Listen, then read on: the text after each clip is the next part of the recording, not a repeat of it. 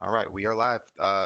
Gentlemen, thank you for joining us. This is the regular scheduled meeting of the Collection Service Board. Um, we are called to order. It is 9:30 a.m. And let me go ahead and take roll to establish quorum, and then we'll get going from there.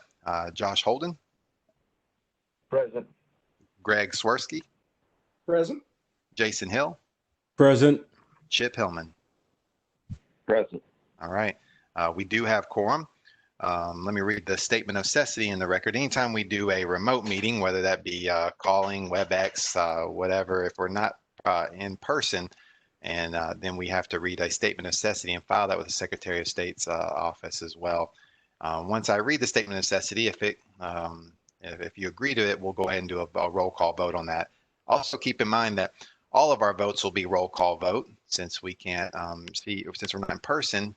We'll need to have, for accurate records, we'll need to do a roll call vote on any action items that we take. So let me go and read the statement of necessity, and then Hugh, our attorney, will file that in the next couple of days to make sure that's properly noted.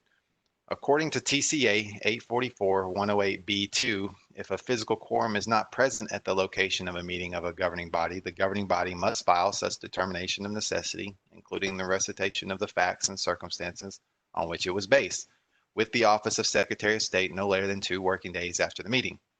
Furthermore, TCA 844-108A3 defines necessities as matters to be considered by the governing body at that meeting require timely action by the body, that physical presence by a quorum of the members is not practical within the period of time requiring action, and that participation by a quorum of the members by electronic or other means of communication is necessary. This is the regular scheduled meeting for the Collection Service Board, and the purpose of today's meeting with all of the members attending by teleconference or WebEx is to discuss the agenda as noticed on the website earlier. If you agree with that statement and we can file that with the Secretary of State's office, then I'll just need a motion from somebody in that regard to accept that statement of necessity. Do we have a motion to accept that? I'll make that motion, Chip. All right, thank you, Chip. We got a motion from Chip Hellman to accept the statement of necessity. Do we have a second? I'll Josh second. seconds that motion.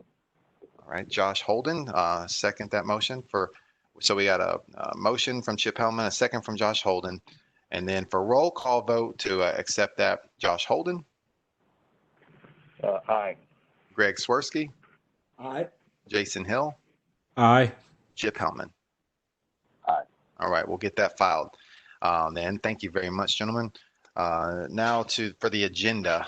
It's a very brief agenda. Primarily, the purpose of today's meeting will be to handle the legal report.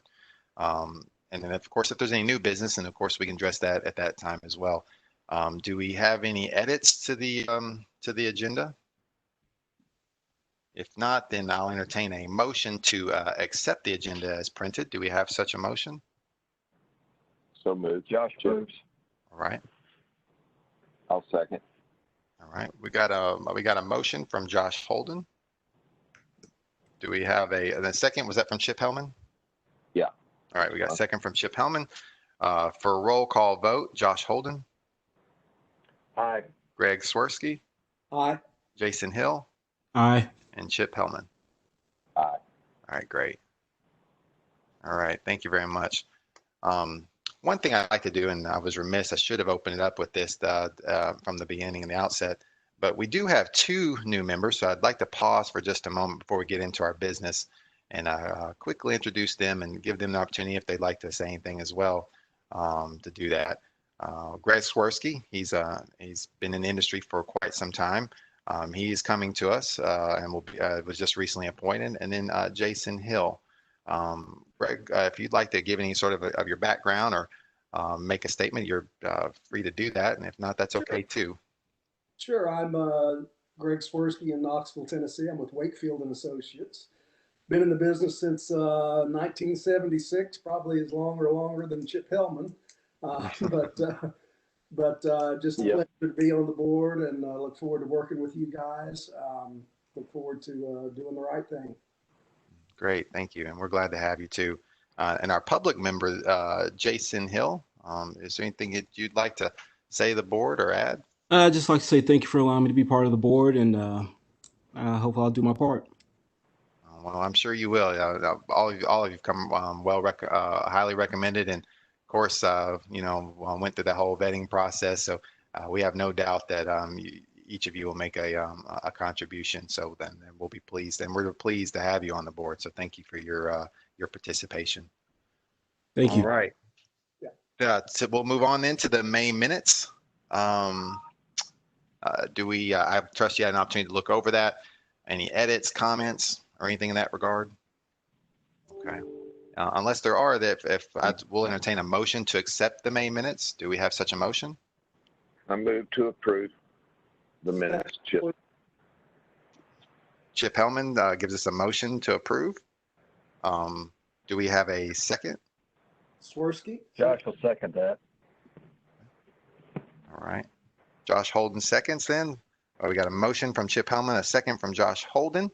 And then for roll call vote, Josh Holden, Aye. Greg Swirsky, Aye. Jason Hill, Aye. Chip Hellman. Aye. All right. We'll get that taken care of then. To the director's report, the only thing I have is basically the budget. That's informational purposes only, but if you allow me to sort of take a little bit of time there, just since for the benefit of our two new members to go over some of the high points, and since this will be the first time looking at that trend analysis. All right, at the very top, you'll see we have our collections revenues. So this is what we're bringing in, and then of course our expenses, what's going out. And then the net surplus or deficit right below each of that. As you'll see, August was the only net deficit that we had through the entire year, and that was due to solicitor card refunds.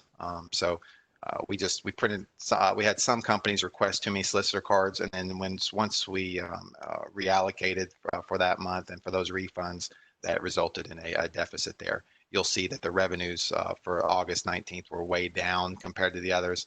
That was because of that reallocation. Other than that, though, we're tracking 73,000. If you go to the very end of that, you'll see 73,000 in surplus that will add to the overall surplus. Below that is the reserve year-end balance, and you'll see that year-end balance, it tracks with our trend analysis. So, we're looking at about with that 73,000 being added, roughly, and then with all the allocations throughout the year, looking at about $880,000 left in reserves. So, I mean, this board is doing well. There's nothing that I see outside the ordinary in the trends or analysis. We've done a pretty good job mitigating much of our legal expenses through handling a lot of the stuff that was outside of our jurisdiction without referring it to legal, and acquiring or accruing that billable hour. So we've done pretty well so far. I haven't seen anything that I see on the horizon that's of concern either. And if you want to look at the historical trend below that, it shows you the 3 prior fiscal years. So then you can compare those expenditures and case revenue to what's going on right now. Let me just go through a couple of the line items. Collections left revenue, licensing revenue is just that. It's just whatever they pay their fees for licensing. The renewals, initial applications, the such. Case revenue is whatever if we've submitted a agreed citation or disciplinary action, what they paid in response to that. State reg fee is basically a reduction in revenue. It's an accounting term for just it's a workaround. Finance and administration, they print out our licenses, and so at a cost of about $5 per license. So that's just a reduction of that revenue, that workaround. Edison expenses, and those are salary benefits. Just below that, that's for staff. And then technology, that's typically what we pay for laptop and for any of the sort of support services that we see for that. Let's see, go to administrative cost backs. There you'll have other Edison. And Edison, by the way, too, is just our internal HR system, but it's also our accounting system as well. Any line items that we pay that's available it's processed and taken care of through there, cleared through that system. But sometimes there's similar expenses that aren't necessarily itemized in Edison, not available to Edison. That comes out of administrative cost backs. And administrative cost backs too they're the program share of overall cost backs, because regulatory boards, we're a big division, and collection service board is a part of that, but they're one of 20 plus programs. And so there's some things that we all share, like for example the building, the utilities, things like that. And so our share of that, and that typically is determined by number of licensees, the budget plan, and also by number of complaints. So our percentage is going to be much smaller than a program the size of like Cosmo and Barber, who has 60,000 plus licensees.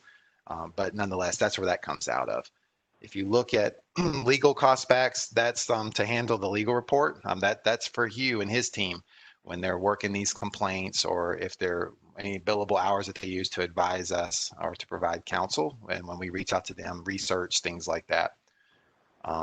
Field enforcement investigations, we don't have an investigations inspections. So in that regard, you don't, as you could see, we're not allocating anything there. There's as you know, there's other states that are a little bit more robust in that regard. So they'll send out folks to audit these folks and their licensees. And one thing that we're thinking about doing, hoping to do, is to get on NMLS, which we can borrow from that imprint. So we've been talking about that for a while, and you can, if you were to go back in some of our conversations, you'll see that that's been an ongoing conversation. Also, to help us boost our case revenue that we bring in as well. If other out-of-state licensees, if there's license in other states, would be in jeopardy for not paying their disciplinary action or their agreed citations, then obviously it's more of an incentive to take care of that. And sometimes too, it just helps get some of these firms are large, and it gives us an opportunity to get those bills or those items in front of the people that need to be aware of that, to take care of that. And then of course, centralized complaints is just our call center. Glenn, that was a question on this report that I had. I was a little surprised, if not shocked, to see what a low on the revenue side, the case revenue. So, I mean, only $500 essentially, and we've issued a lot more fines than that. So, I guess number one, is there a follow-up system to go back to those companies and say, hey, you ignored our letter where we were issuing a $500 fine or whatever the number is? Do we follow up with them? And then the second part of that question is NMLS really the only hammer we would have to enforce payment of those fines? We use a collection agency. I know the irony of that would not be lost on anybody, but the state has a collection agency that gets turned over to. One of the problems, and this is why NMLS was such an appeal or a draw for us, is because oftentimes it's especially these huge cavernous companies or firms, they'll say, well, we didn't receive it, or it didn't go to the right office, or no, that's our branch office but not our home office where that's handled. See how that goes? And so whereas in NMLS, if that was that disciplinary action is uploaded there's no sort of getting around that. The service is often the problem, whereas service isn't a problem with NMLS. So then we accomplish one of the prongs that we need to pursue this. So that's one thing. The other thing too is if they're going to have problems with their other licenses, then that's quite the incentive. So NMLS and our collection agency, those are our two hammers. Since we don't do audits, we don't send personnel from our board to do reviews or exams or for these companies, since we don't have that sort of hands-on personal face-to-face sort of touch, then that really limits us to the collection agencies that we use and NMLS. So we're waiting on a decision from executive management regarding NMLS. I think we're getting close to that. This has sort of been a conversation that's been ongoing, but to your point, yeah, collections agencies, NMLS, that seems to be our tools right now.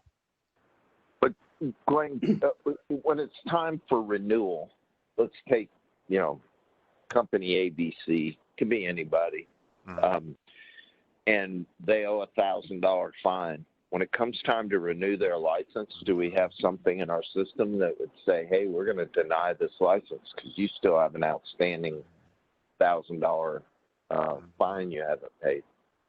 Yeah, that would be the way to go ordinarily. Unfortunately, because it's a property right, and Hugh could probably expand on this a little bit more. We can't do that based on fines. That's the fines is a separate track. We can't hold up their property right. It's not like with the university, they hold your degree until you pay your outstanding library fines. I wish, because that would make things so much easier for us in that regard. Because obviously they want to continue to do business here, and then we've got the elephant in the room, those outstanding fines. But being that it is a property right, legally, that's created some problems for us to take that track. Okay. Wow. It's disappointing that the collection board can't collect. But anyway, there's some irony there. And obviously the whatever collection company the state uses has not been very effective either. So. Yeah, that was the Bart was prosecuted that one for the ongoing there for a while, and I appreciated his effort on that as well. I mean, to your point, Chip, you're not alone in that chorus. There's other, him and Steve brought that up occasionally, and that's what. So we've been looking at that and had that discussion, and right now once we add that extra layer within MLS, I think that will help quite a bit because I was understanding from legal that a lot of the problem was just service.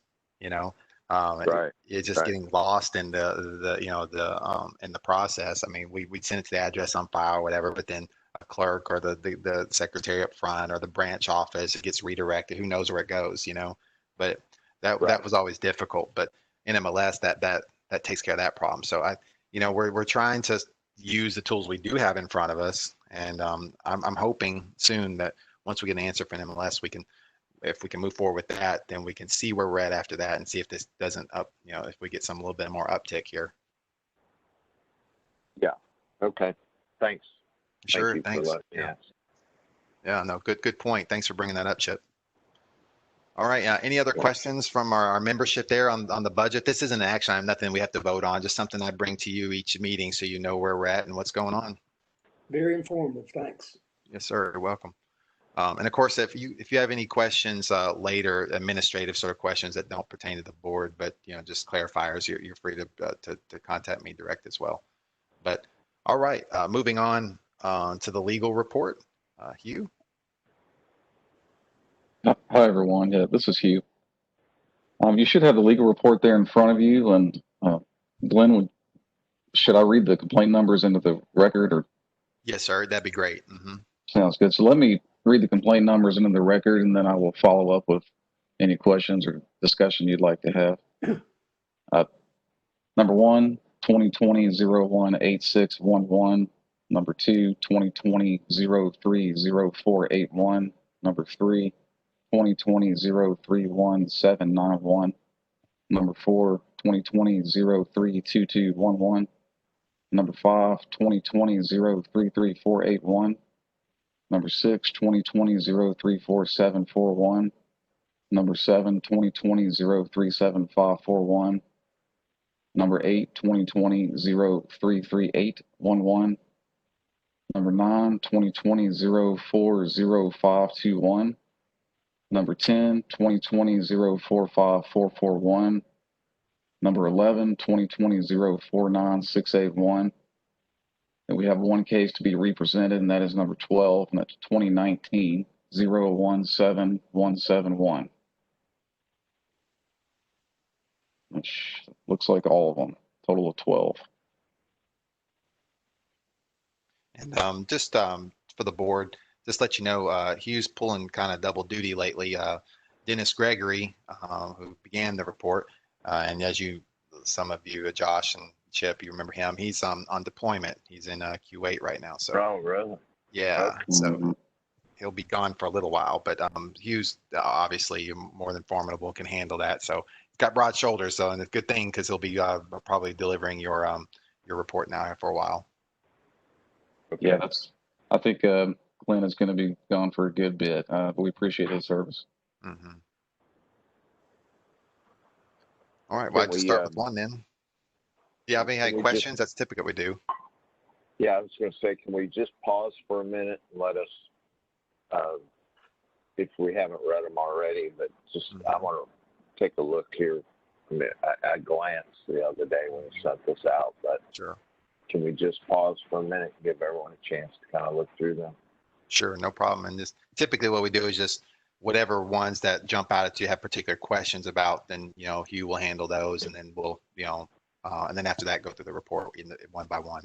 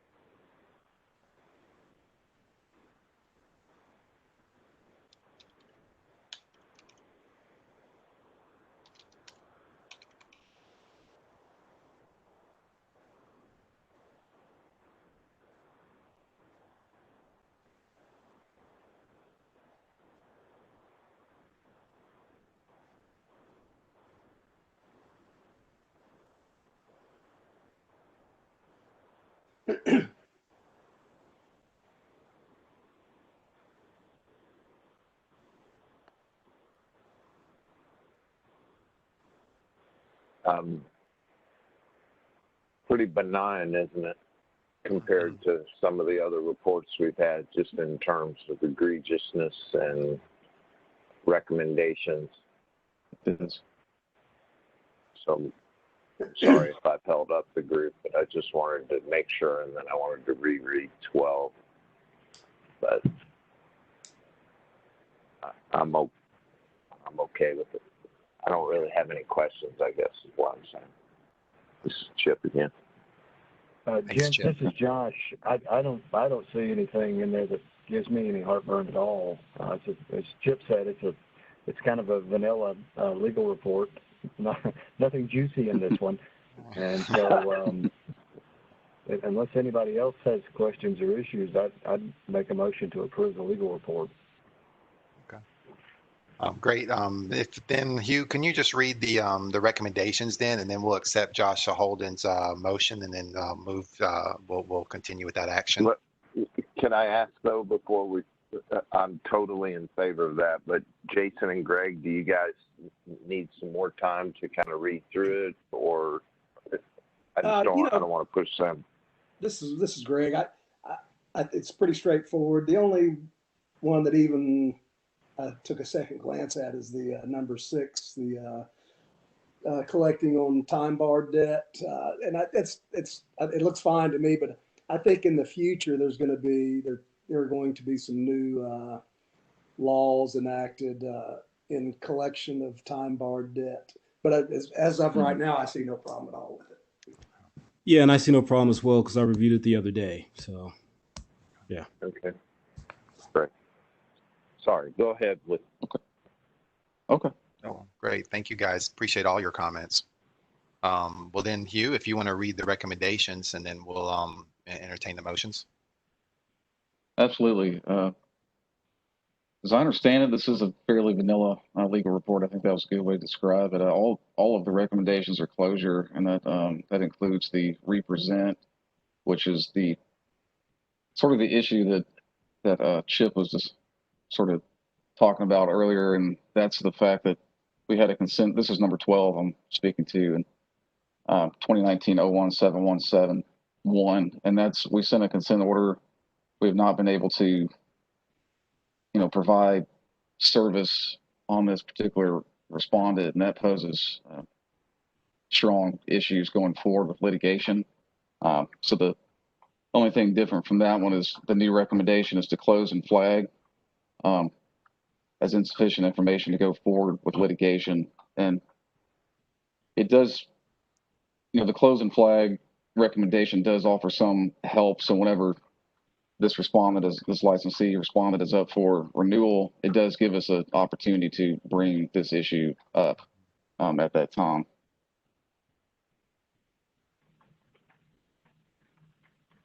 I believe that's it. That's good. Thanks, Hugh. All right, so there we have it. We've got the cases, the recommendations, and then Josh Holden has given us a motion to accept the legal report with the council recommendations. Do we have a second in that regard? Swirsky moves. All right. Thank you, Mr. Swirsky. We've got a motion from Josh Holden, a second from Greg Swirsky. For a roll call vote, Josh Holden. Aye. Greg Swirsky. Aye. Jason Hill. Aye. And Chip Hellman. Aye. All right, great. Thank you, gentlemen. That brings us to our new business. Do we have any new business or anything we'd like to discuss or that may require the board's attention? Okay. There being none, I take that from your silence, and then we can move to adjourn. Do we have a motion to adjourn? Swirsky. All right, thank you, Greg. We've got a motion from Greg Swirsky to adjourn. Do we have a second? Hellman. All right, thank you, Chip. Mr. Hellman has given us a second to adjourn for roll call vote. Josh Holden. Aye. Greg Swirsky. Aye. Jason Hill. Aye. Chip Hellman. Aye. All right, thank you. We are adjourned. That may be a record. So Man. they don't typically go like that. I shouldn't like get the- used to these quick meetings. No, don't get too comfortable. Don't get too excited. Oh man, I was gonna give Greg and Jason the credit for getting us in and out of here so fast on the first meeting. So Oh goodness, don't well, I get appreciate used to you. it. All right. All right. Thank you very much. All right. Bye. Thanks, guys. Thank you, guys. Thank you.